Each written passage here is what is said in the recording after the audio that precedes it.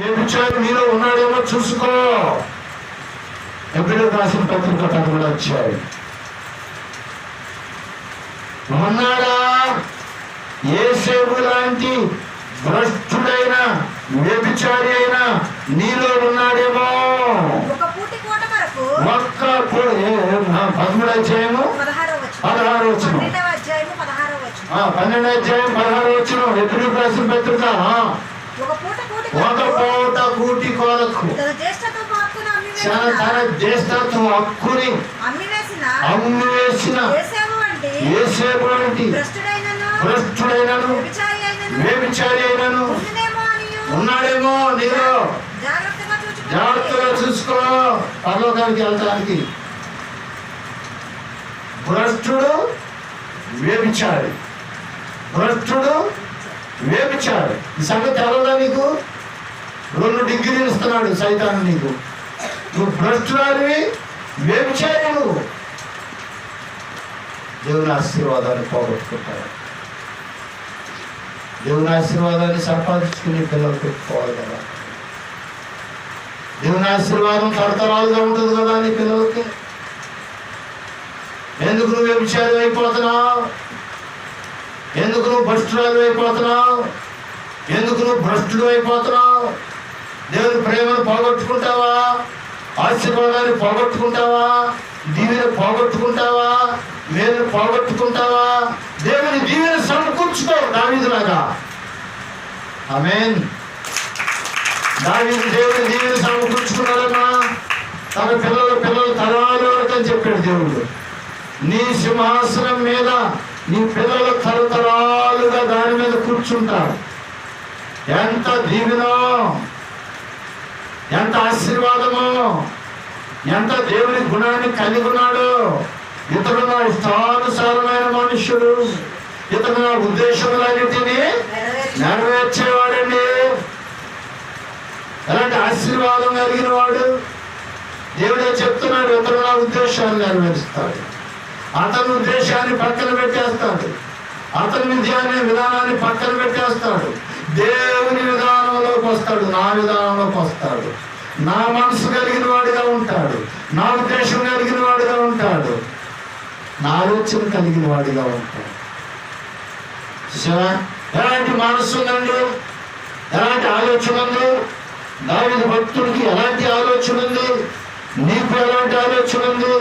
ఆయనకి ఎలాంటి ఆలోచన ఉంది అనే దాన్ని మనము గ్రహించాలి.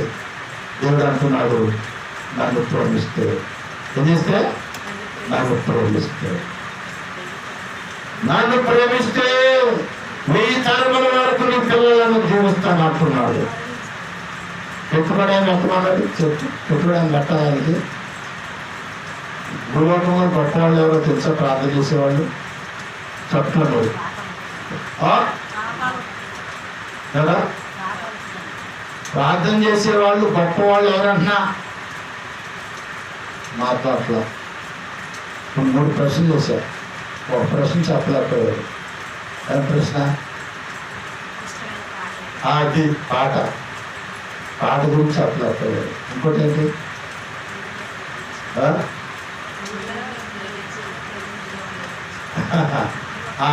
ఇప్పుడు ఇంకోటి ఆఖరిగా 3వది గొప్పవాళ్ళు ఎవరు చెప్పాలా? బైబిల్లో చదువుతాం. బైబిల్లో చదువుతాం. ఏమనుంది? ఎప్పుడు రాదా? ప్రకటన గ్రంథంలో 2వ అధ్యాయం 7వ వచనంలో ఏమన్నా చెప్పాలి? ఏమనుందంటే నీవు దరిద్రుడవును చెప్పాలి. 2:15 3వ అధ్యాయం 18వ వచనం 17వ వచనం. నువ్వు దౌర్భాగ్యుడవు, దిక్కుమాలుడివి, దరిద్రుడవు, గుడ్డివాడవు, దిగంబరుడవై ఉన్నావని ఎరుగక నేను ధనవంతుని, ధనం సంపాదించుకున్నాను, నాకేమి ఎదురులేదు, అదే నాకేమి ఎదురులేదు అని అనుకుంటున్నవాడా? ధనవంతుడు ఎవరు? ధనవంతుడే దరిద్రుడు అంటున్నాడు దేవుడు. ధనవంతుడు ఎవరు అంటున్నాడు? ధనవంతుడు ఎవరంటే దేవునికి దశం భాగం ఇచ్చేవాడు ధనవంతుడు. కొట్టుగట్టి చెప్పబోతాడు. దేవునికి దశం భాగం ఇచ్చేవాడు ధనవంతుడు. భూలోకంలో పరలోకంలో కూడా రిజర్వేషనే. వాక్యంలో ఉందా నేను చెప్తున్నాను సుడి మాటలో చెప్పట్లా మీరు. దేవునికి దశం భాగం ఇచ్చేవాడు ముందుగానే తన ధనాన్ని పరలోకానికి పంపిస్తాడు. కొన్నేళ్ళలాగా కొన్నేళ్ళు పంపించాడా ధనాన్ని? నువ్వు వెళ్ళేటప్పుడే తీసుకెళ్ళు. వెళ్ళేటప్పుడేవి ఏం పైసా కూడా పట్టు చీర కూడా చెవలు చూడు కూడా లాగి పీకి పారేస్తారు. నువ్వు అమ్మానం వాడు పీకుతుంటే మన అమ్మాయి పీకుతున్నారు. కూసుకుడిలో మన రాజ్యం లేదా ఆ అమ్మాయి పీకుతున్నారు. ఆ పక్కన వాడు చెప్పారు తీసుకోండి అమ్మ, మరి ఆ మట్టిలో గడిచిపోతే ఎందుకన్నా నువ్వు మట్టిలో కాలేదు నిదానం చేస్తున్నారా? పీకి పారేస్తున్నారు. ఎప్పటినా అనుకుంటా నేను ఒక్కోసారి. చూసావా? అవి ఉండవు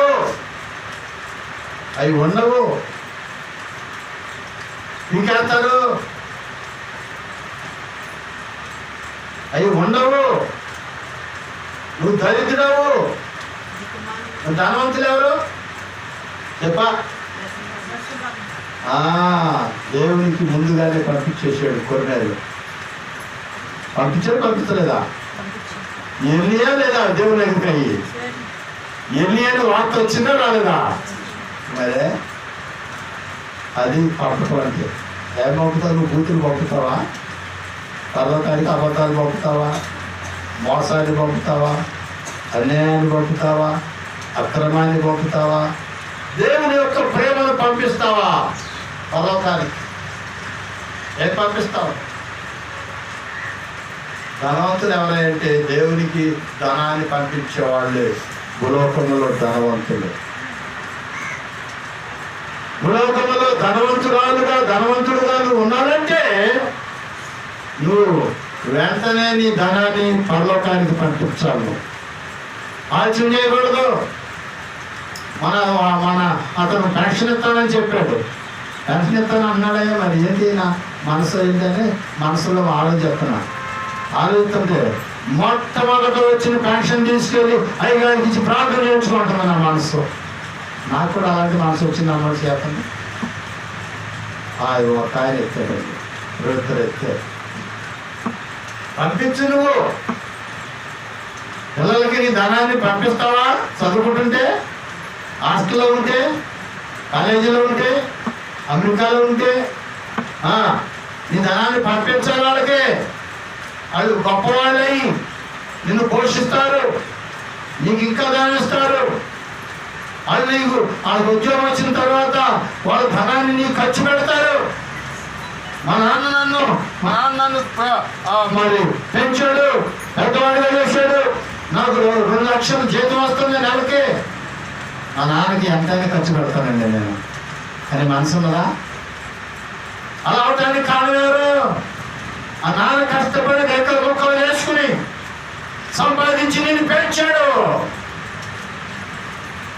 దాన్ని మర్చిపోతే నువ్వు ఎలాంటాడు? నువ్వు తిన్న ఇంటికి వాసాలు లెక్క పెట్టే రకం ఇది. అది నువ్వు మర్చిపోతే దావీదు అంటున్నాడు, ఆయన చేసిన ఉపకారంలో దేని కూడా మర్చిపో. చూసావా? ఆ అమ్మాయి ఉంది, ఏడ్చివేద వచ్చింది, చాలాసార్లు ప్రార్థన చేసాం, దేవుడు బాగు చేశాడు. ఇప్పుడు ఆ కూతుర్ని చక్కగా పెంచుకుంటుంది. కూతురు ఇద్దరు పెంచుకుంటుంది. ఒక్కోసారి నన్ను కూడా అడుగుతారు, దేవుడు వాళ్ళు ఇచ్చిపోమంటారు. ఆమె పిల్లలు పెంచుతుంది, ఇద్దరు కూతురు పెంచింది. ఆమె దగ్గర ఏం లేదు, ఇవాళ అమ్మ టీచర్ గారు ఉండేది, కానీ ప్రార్థన ఉంది. ఆమె ప్రార్థనతో పెంచుకుంది. ఇద్దరు పిల్లల్ని పెళ్లి చేసింది. ఇద్దరు పిల్లలకి ఏదైనా చిన్న పిల్లడికి జ్వరం వచ్చినా ఫోన్ చేస్తారు నాకు. చాలాసార్లు ఆ కోమలోకి వెళ్ళిపోయినట్లుగా ఆ వ్యాధిని బట్టి వెళ్ళిపోయి ప్రార్థన చేసేవాడిని. దేవుడు ఆశ్చర్యంగా ఆరోగ్యాన్ని ఇచ్చాడు. చూసావా? కనుక దేవుడు చేసిన మేలును మనం మర్చిపోయి దేవుడు నాయన పూజ చేసుకునేటప్పుడు నన్ను ధనవంతుడుగా చేసేది కదా, దేవుడి బిడ్డలు ప్రార్థన బట్టి నేను దేవునికి విరోధమైనది దేని నేను చేయకూడదు అని మనసు నీలో లేకపోతే నువ్వు నీ లెక్క ఏంటి చెప్పు? ఎన్న ఇంటికే నాదే ఇల్లు అని కోర్టు చేశాడంట. ఆ కోర్టు వాళ్ళు అడిగారంట, ఏంటంటే ఇల్లు నాదే అన్నారు. ఏంటి ఆడు నాదే అంటున్నాడుగా ఇంటోడు, నేను నాదే అంటున్నా ఏంటన్నాడంట. ఆ ఇంట్లో ఎన్ని వాసాలు ఉన్నాయో చెప్పమాను అని. ఇప్పుడు బాగా బిడ్డగా తిని వెలకలు కొడుతూ వాసాలని లెక్కేశాడంట. లెక్కేసి కోతికెళ్ళిపోయాడంట. ఆ ఇల్లు కట్టుకున్నాడు కోతికేసేసాడండి. నాదే ఇల్లు అంటున్నాడు. ఏంట్రా జడ్జి ఫోన్లో నిలబెట్టారు. నాదే ఇల్లు అంటున్నాడు. ఆధారం నీకు అంటున్నాడు.